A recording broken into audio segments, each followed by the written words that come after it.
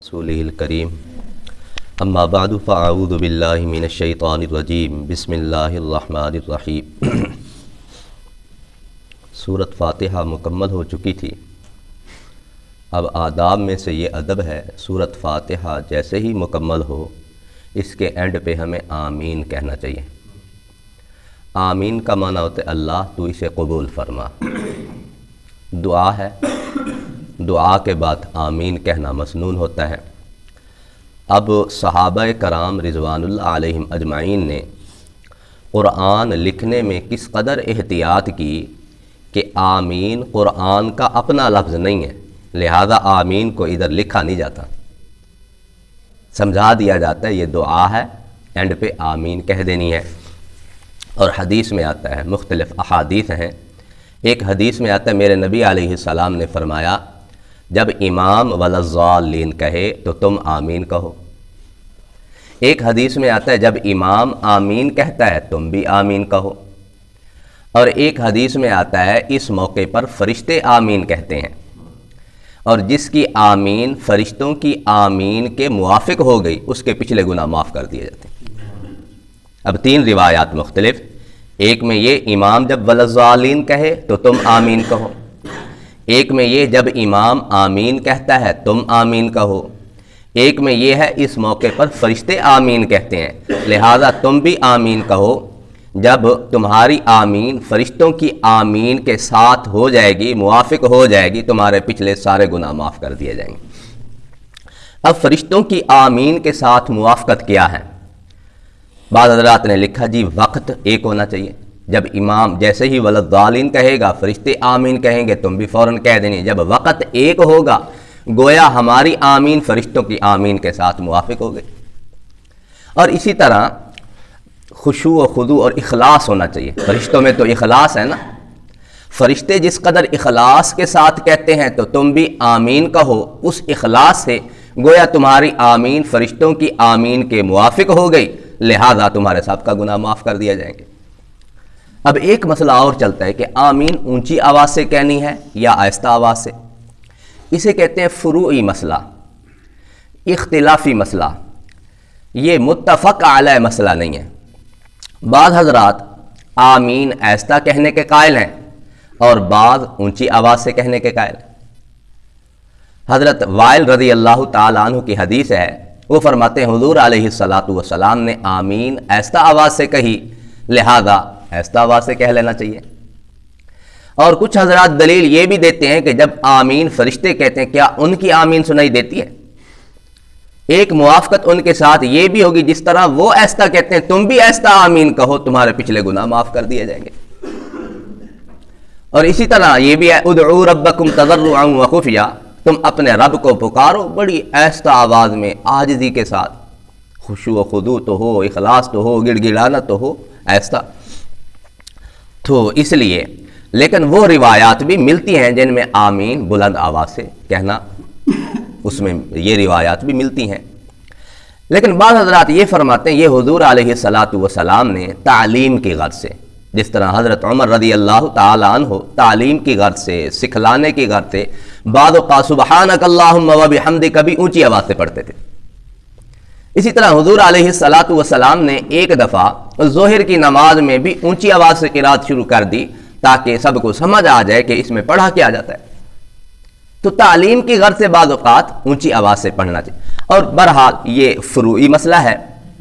शेख अब्दुल क़ादिर जिलानी अपनी किताब लिखा है गुनियतुत तालिबीन में लिखते हैं, वो कहते हैं नमाज में कुछ फ़राइज़ होते हैं, कुछ वाजिबात, कुछ सुन्नतें, कुछ हयात होती हैं, शक्लें होती हैं। फरमाया न फ़राइज़ में किसी का इख्तिलाफ है, न वाजिबात में किसी का इख्तिलाफ है, न सुन्नतों में किसी का इख्तिलाफ है। हाँ, हयात में किसी का इख्तिलाफ होता है, उस इख्तिलाफ को बर्दाश्त करना चाहिए। ये जायज़ नाजायज़ का मसला नहीं है, हराम हलाल का मसला नहीं होता। ये है कि ऊंची पढ़ लेना बेहतर है या आहिस्ता आवाज़ में पढ़ लेना बेहतर है। हमारे इमाम अबू हनीफा ने कुरान और हदीस से जो मसला समझा, उन्होंने फरमाया आहिस्ता आवाज़ में पढ़ लेना बेहतर है। इमाम शाफी रहमतुल्लाह अलैह ने जो कुरान और हदीस से मसला समझा, उन्होंने फरमाया नहीं, ऊंची आवाज़ में पढ़ लेना बेहतर है, जायज़ नाजायज़ का मसला नहीं है। तो लिहाजा इसमें बर्दाश्त करना चाहिए। कोई ऊंची आवाज़ से पढ़ ले फबिया, कोई आहिस्ता आवाज़ में पढ़ ले, गुंजाइश है। تو ہمارے امام ابو حنیفہ نے جس طرح قرآن و حدیث کو سمجھا وہ کہتے ہیں آہستہ آواز میں پڑھنا مسنون ہے۔ اسی طرح اور مسائل ہیں، نماز میں ایک رفع یدین کا مسئلہ ہے، اس کو بھی بڑا گمبھیر مسئلہ بنا دیتے ہیں۔ دیکھیں جب ہم نماز شروع کرتے ہیں اس میں ایک فرض تو دو فرضوں کے ساتھ ہم شروع کرتے ہیں۔ ایک فرض ہے نیت دل میں رکھ کے شروع کریں، میں صبح کی نماز پڑھ رہا ہوں۔ ایک فرض ہے اللہ اکبر، اسے کہتے ہیں تکبیر تحریمہ، اللہ اکبر کہہ کر نماز کو شروع کریں۔ اور ایک سنت ہے کہ اپنے ہاتھوں کو بھی کانوں تک لے جائیں، اللہ اکبر یوں کہتے ہوئے نماز کو، یہ ہاتھوں کو کانوں تک لے جانا یہ مسنون ہے۔ نیت دل میں کرنا فرض ہے اور اس کے ساتھ ساتھ اللہ اکبر کہنا بھی فرض ہے، لیکن ہاتھوں کو کانوں تک لے جانا یہ مسنون ہے۔ اور جو پہلی دفعہ نماز کو شروع کر رہے ہیں ہاتھوں کو کانوں تک لے کے جا رہے ہیں، یہ جو سنت ہے نا اس پر ساروں کا اتفاق ہے کہ یہ مسنون طریقہ ہے، ہاتھوں کو کانوں تک لے جانا، اس میں کسی کا اختلاف نہیں ہے۔ اب یہ ہے رکوع میں جاتے ہوئے، رکوع سے اٹھتے ہوئے، یا جو درمیانی تشہد آتا ہے اس کے بعد اٹھتے ہوئے ہاتھوں کو کانوں تک لے جانا، ہاتھوں کو بلند کرنا، رفع یدین یہی کہتے ہیں ہاتھوں کو بلند کرنا، اس میں اختلاف ہے۔ بعض حضرات کہتے ہیں یہ اپنا بہتر نہیں ہے، بعض کہتے ہیں بہتر ہے۔ ترجیح اور عدم ترجیح کا مسئلہ ہے، حلال حرام کا، جائز ناجائز کا مسئلہ نہیں ہے۔ الجھا دیتے ہیں لوگ، جی وہ رفع یدین کرتا ہے یہ نہیں کرتا، وہ کہتے ہیں جی ہم ٹھیک پڑھتے ہیں، وہ کہتے ہیں ہم دونوں ٹھیک کر رہے ہیں۔ امام ابو حنیفہ رحمۃ اللہ علیہ نے وہ احادیث لی ہیں جس میں رفع یدین نہیں ہے، وہ کہتے ہیں یہ رفع یدین نہ کرنا بہتر ہے۔ امام شافعی اور کچھ حضرات فرماتے ہیں جی کر لینا بہتر ہے۔ امام شافعی رحمۃ اللہ علیہ کے بارے میں لکھا ہے، ایک دفعہ امام ابو حنیفہ کے قبر پہ پہنچے، وہاں پر آپ نے نماز پڑھی، رفع یدین نہیں کیا۔ کسی نے کہا حضرت آپ تو بڑے دعویٰ کرنے والے ہیں رفع یدین کی، اور آپ نے نہیں کیا؟ فرمایا میں نے اس قبر والے کے احترام میں نہیں کیا، یہ کہتے تھے رفع یدین نہ کرنا بہتر ہے۔ کتنی برداشت، کتنا حوصلہ ہے۔ اور جو بعد میں آنے والے ہم لوگ الجھ جاتے ہیں، بھئی یہ کر رہا ہے وہ نہیں کر رہا، پتہ نہیں اس کی نماز ہوتی ہے کہ نہیں ہوتی، وہ کہتے ہیں ان کی پتہ نہیں ہوتی ہے نہیں ہوتی۔ بھئی جائز ناجائز کا مسئلہ نہیں ہے، یہ کرنا بہتر ہے یا نہ کرنا بہتر ہے۔ جو نہیں کر رہے ٹھیک کر رہے ہیں، جو کر رہے ہیں دوسری احادیث کو فالو کر رہے ہیں، کوئی بات نہیں۔ اسی طرح اب نماز کے اندر ہاتھ باندھنے کا مسئلہ ہے، جی ہاتھ کہاں باندھنا ہے؟ بعض کہتے ہیں جی ناف کے اوپر، بعض کہتے ہیں ناف کے نیچے، بعض کہتے ہیں جی سینے پر۔ اب روایات مختلف آئی ہیں، ہم حضرت علی رضی اللہ تعالی عنہ کی روایت پہ عمل کرتے ہیں، وہ کہتے ہیں تحت السرہ، میں نے حضور کو دیکھا کہ ناف کے نیچے ہاتھ باندھتے تھے۔ ہم نے اس حدیث کو لے لیا، اس میں کسی کا کیا اعتراض ہے؟ کوئی اور حدیث کو لے رہا ہے، ناف پہ باندھ رہا ہے، کوئی ناف کے اوپر باندھ رہا ہے، تو یہ جائز ناجائز کا مسئلہ نہیں ہے، یہ فروعی اختلاف ہے، حلال حرام کا مسئلہ نہیں، بس ترجیح اور عدم ترجیح کا مسئلہ ہے۔ کوئی اس مسئلے کو ترجیح دے دیتا ہے ناف کے نیچے ہاتھ باندھنے کو، کوئی ناف کے اوپر ہاتھ باندھنے کو، کوئی سینے پر ہاتھ باندھنے کو ترجیح دے دیتا ہے، برداشت کریں، اس میں کوئی جائز ناجائز والی بات نہیں ہوتی۔ اسی طرح اذان کے اندر ترجیح والا مسئلہ بھی آ جاتا ہے، اشہد ان لا الہ الا اللہ، اشہد ان لا الہ الا اللہ، اشہد ان محمد الرسول اللہ، اشہد ان محمد الرسول اللہ۔ اب کچھ حضرات انہی تشہد والے کلمات کو دوبارہ دہراتے ہیں اذان میں، اسے کہتے ہیں ترجیح والا مسئلہ، دوبارہ لوٹانا، یہ بھی اسی طرح کا مسئلہ ہے۔ اسی طرح اقامت میں بعض اوقات حضرات سنگل کہتے ہیں، اشہد اللہ الہ الا اللہ، اشہد ان محمد الرسول اللہ، حی علی الصلاۃ، حی علی الفلاح، سنگل سنگل کہتے ہیں، یہ بھی حدیث میں آیا ہے۔ یہ بھی اسی طرح کا مسئلہ ہے، فروعی مسئلہ ہے، اس میں الجھنے کی ضرورت نہیں ہے۔ اسی طرح تشہد ہے، التحیات للہ والصلوات، تشہد کے جو الفاظ ہیں 6-7 حدیثوں میں مختلف ہیں، کسی میں ایک لفظ زیادہ ہے، کسی میں ایک لفظ کم ہے۔ اب کوئی تشہد پڑھ لیتا ہے، کوئی پڑھ لیتا ہے، الجھنے کی ضرورت نہیں ہے، سارے احادیث میں الفاظ ہیں، جو پڑھ رہا ہے ٹھیک کر رہا ہے۔ تو اس طرح اپنے اندر، اور ایک زاد کا مسئلہ چلتا ہے، یہ زاد والا جو لفظ ہے یہ بڑا پیچیدہ لفظ ہے، مشکل سے ادا ہوتا ہے، عام بندے سے ادا نہیں ہو پاتا، قرائے کرام ہی اس کی بہتر ادائیگی کر سکتے ہیں۔ وہ کہتے ہیں جو زبان کی نوک ہے نا، یہ اوپر والے داڑھ جو ہیں ان کی جڑوں پہ اس کو لگانا ہوتا ہے، تب جا کے زاد ادا ہوتا ہے، نہیں تو جو توئیں زوئیں ہیں اس کے ساتھ زا کے ساتھ مل جاتا ہے، زال کے ساتھ مل جاتا ہے۔ بعضوں نے اس میں اس قدر مبالغہ کر دیا، اسے بنائی ڈال دیا، حالانکہ ڈال تو لفظ ہی نہیں ہے۔ اگر تو صحیح مخرج کے ساتھ ادا کر سکتے ہیں تو کریں، نہیں تو پھر جس طرح اردو میں پڑھ لیتے ہیں ویسے پڑھ لیا کریں۔ اصل بہتر تو طریقہ یہی ہے کہ اس کو صحیح معنوں میں مخرج کے ساتھ سیکھنا چاہیے۔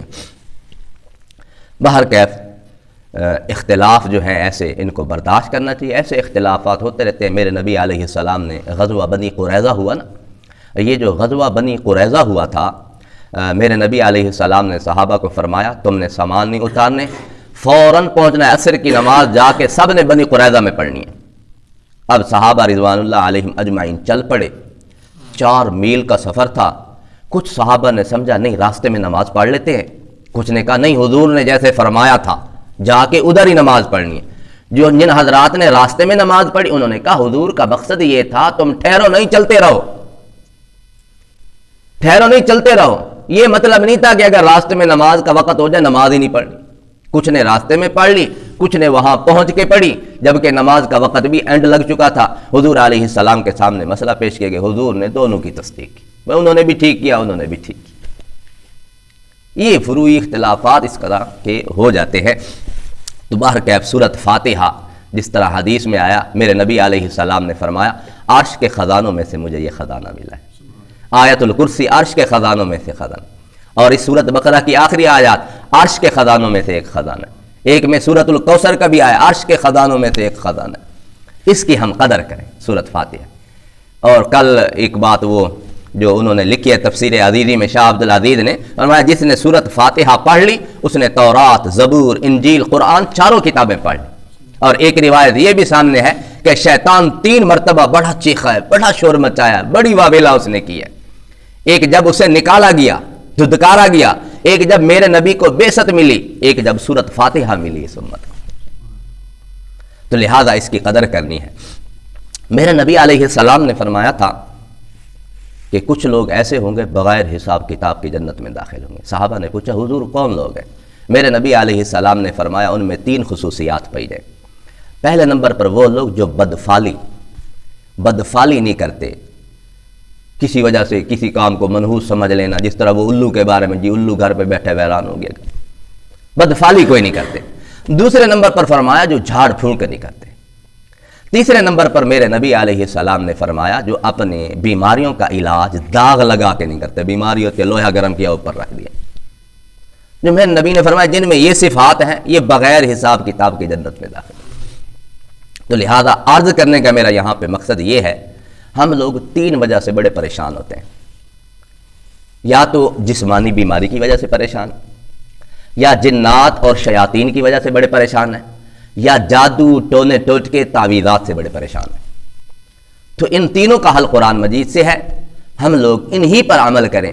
اگر جسمانی بیماری ہے سورۃ فاتحہ پڑھ کے اپنے اوپر پھونک مار، اور کسی کے پاس نہ جائے جی من دم کر من اینج کر من، پتہ نہیں وہ کس عقیدے کا ہے کس قسم کا ہے، نماز پڑھتے ہیں نہ روزہ ہوتا ہے نہ ان کا، نہ ان کو درود شریف آتا ہے، وہ پتہ نہیں وہ کیا پڑھ کے شرکیہ کلمے پڑھ کے دم کرتے ہیں، کیا جھاڑ پھونک ہم نے دوسروں سے نہیں کروا۔ جسمانی بیماری ہے یہ پڑھ کے اپنے اوپر پھونک مار، جنات کا مسئلہ ہے، شیاطین کا مسئلہ ہے، آیت الکرسی پڑھ کے اپنے اوپر پھونک مارے۔ یہ آیت الکرسی ویسے پڑھ لیں اللہ ہر قسم کی حفاظت فرمائے گا، ڈاکوں سے حفاظت اور جنات سے حفاظت، شیاطین سے حفاظت۔ تیسرے نمبر پر اگر ہمارے اوپر جادو کا مسئلہ ہے، تعویذات کا مسئلہ ہے، وہ میرے اللہ نے آخری 2 صورتیں ہمیں عطا کی ہیں، معوذتین جنہیں کہتے ہیں، قل اعوذ برب الفلق قل اعوذ برب الناس، یہ 2 صورتیں پڑھ کے۔ اور میرے نبی کا ہمیشہ معمول رہا ہے جب میرے نبی پر جادو ہوا تھا اللہ نے یہ صورتیں نازل فرمائی، پھر میرے نبی کا ہمیشہ معمول رہا آپ یہ صورتیں پڑھ کے اپنے ہاتھوں پر پھونک اچھی طرح مار کے اپنے پورے جسم پر ملتے تھے، روزانہ رات کو ہوتے تھے، 1 دفعہ دوسری دفعہ تیسری دفعہ ایسے کرتے تھے۔